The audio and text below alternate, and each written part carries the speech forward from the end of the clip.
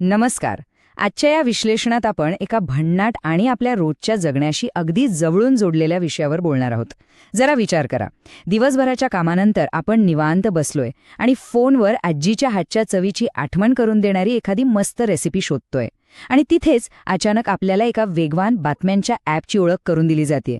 कसं शक्य आहे हे? म्हणजे जुनी पारंपरिक खाद्यसंस्कृती आणि आजचं हे सुपरफास्ट डिजिटल जग, या दोन्ही गोष्टी एकत्र कशा येतात? शेकडो वर्षांची जुनी पाककला जेव्हा थेट आजच्या स्मार्टफोन्समध्ये प्रवेश करते, तेव्हा ती फक्त एक साधी रेसिपी उरत नाही. त्यामागे एक पूर्ण डिजिटल रणनीती काम करत असते. आणि हे सगळं कसं घडतं हे समजून घेणं खरंच खूप भारी आहे. चला तर मग सुरू करूया. आता साहजिकच एक प्रश्न पडतो. आपल्या या पारंपरिक पाककला आजच्या या रोजच्या डिजिटल अपडेट्सच्या जगात स्वतःची जागा कशी बरं निर्माण करतात?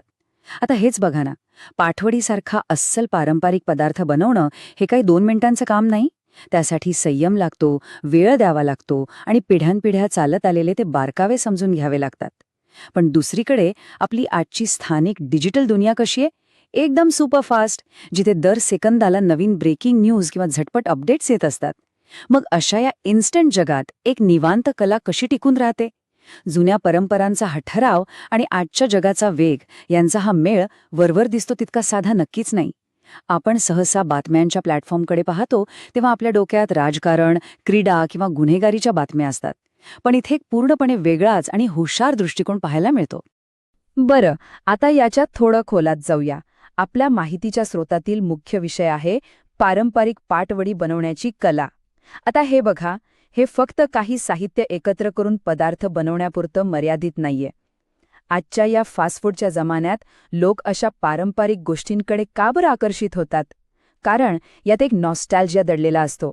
आपल्या मुळांशी, आपल्या मातीशी जोडले जाण्याची ती एक भावना असते. अस्सल चव जतन करण्याचा हा एक भावनिक प्रयत्न असतो. आणि हीच पिढ्यानपिढ्या चालत आलेली कला आता डिजिटल माध्यमातून एका नव्या रूपात आपल्या समोर येतेय. जेव्हा आपण असा एखादा व्हिडिओ पाहण्यासाठी क्लिक करतो, तेव्हा आपण फक्त भूक भागवण्यासाठी नाही, तर त्या जुन्या आठवणींमध्ये रमण्यासाठी वेळ देत असतो. आणि लक्षात घ्या, हीच भावनिक जोड पुढे एका मोठ्या डिजिटल रणनीतीचा पाया बनते. आता ही तुलना बघा, किती विरोधाभास आहे यात. एका बाजूला अत्यंत निवांत, संथ आणि आपुलकीने बनवली जाणारी पारंपरिक पाटवडी, आणि अगदी त्याच्याच शेजारी काय दिसते? ताज्या बातम्या कधीही, कुठेही. म्हणजे एकदम झटपट आणि वेगवान डिजिटल बातम्या. हे अक्षरशः जुन्या आणि नव्या जगाचं आमने-सामने उभं राहणे. एका स्क्रीनवर 2 पूर्णपणे वेगळी जगं एकत्र आलेली दिसतायत. पारंपरिक पाटवडी आपल्याला एका जागी खिळवून ठेवते, तर ताज्या बातम्या कधीही, कुठेही हा मेसेज आपल्याला सतत सतर्क आणि गतिमान राहण्याची आठवण करून देतो.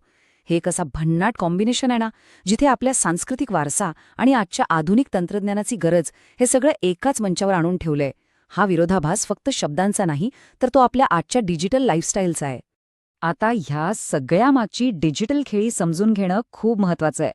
ही अस्सल पारंपरिक मराठी रेसिपी आपल्याला नक्की कुठे पाहायला मिळतीये?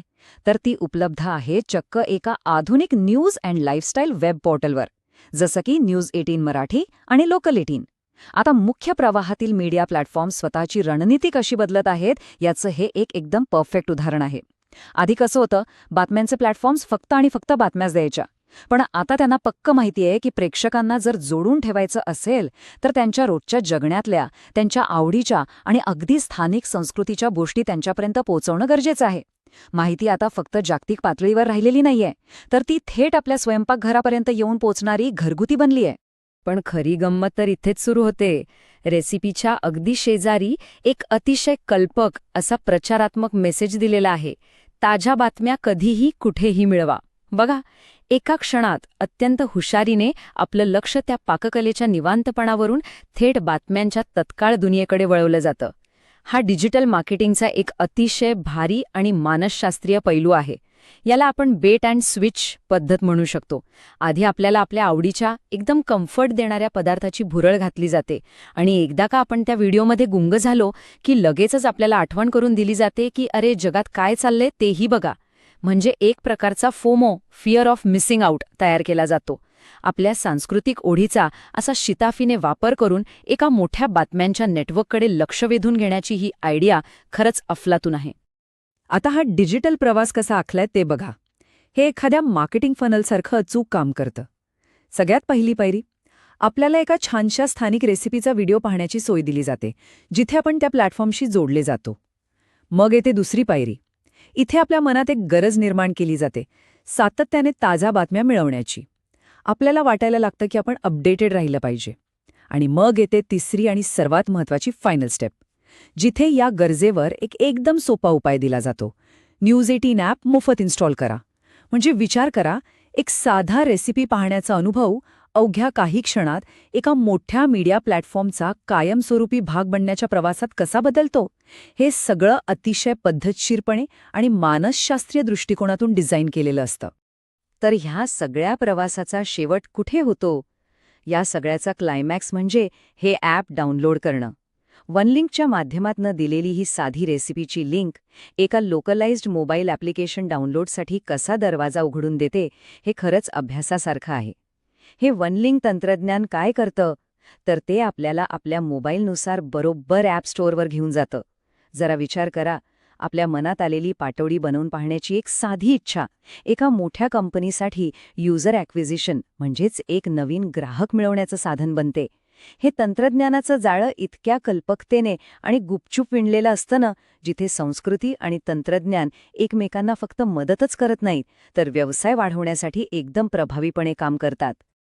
आणि म्हणूनच शेवटी एक अतिशय महत्त्वाचा आणि विचार करायला लावणारा प्रश्न उभा राहतो.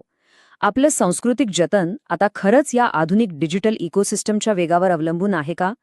आपण आत्ता जो पूर्ण प्रवास पाहिला, एका पारंपरिक स्वयंपाकघरातून सुरू झालेला रस्ता एका न्यूज ॲपच्या डिजिटल डाउनलोडपर्यंत कसा पोहोचतो, हे खरंच थक्क करणार आहे. पाटवडीसारख्या आपल्या स्थानिक परंपरेचं अस्तित्व आता कधीही कुठेही उपलब्ध असणाऱ्या या ॲप्सशी अतूटपणे जोडले गेले आहेत का? नक्कीच. पुढच्या वेळी जेव्हा आपण फोनवर आपली एखादी आवडती जुनी रेसिपी किंवा एखादा गावरान व्हिडिओ पाहत असू, तेव्हा थोडा वेळ थांबून नक्की विचार करूया की आपल्या या आवडीचा वापर आपल्याला एका मोठ्या तंत्रज्ञानाच्या जाळ्याशी जोडण्यासाठी कसा केला जातोय. आजच्या या विश्लेषणातून तंत्रज्ञान आणि आपल्या परंपरांमधलं हे नवं गुंतागुंतीचं नातं नक्कीच थोडं अधिक स्पष्ट झालं असेल. चला तर मग पुन्हा भेटूया.